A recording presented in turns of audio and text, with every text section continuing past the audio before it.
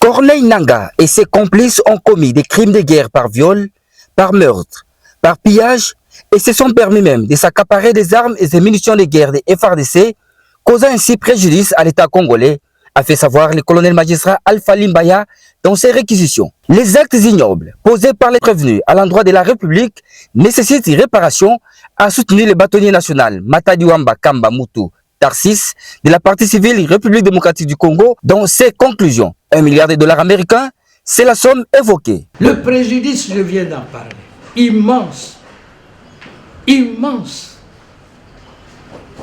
Alors, qu'est-ce que la République demande en guise de réparation? $1 milliard en notre monnaie nationale, et pour le reste, qu'il vous plaise de recevoir les réquisitions du ministère public. L'organe poursuivant a sollicité de la Cour militaire de Kinshasa-Gombe la condamnation à la peine capitale des 25 prévenus, dont Corneille Nangaa, pour participation à un mouvement insurrectionnel et trahison. 20 ans pour participation à un mouvement insurrectionnel, la peine capitale pour trahison à l'exception du prévenu Nangaa Ritens.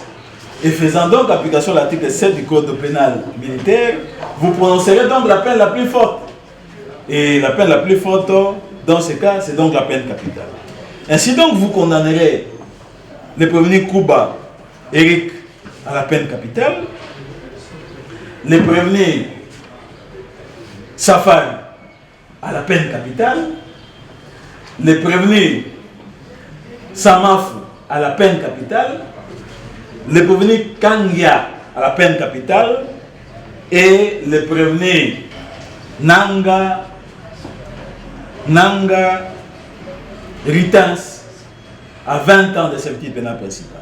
Les biens immobiliers de Corneille Nangaa, son épouse et ceux de Jean-Jacques Mamba doivent être confisqués, a soutenu le ministère public.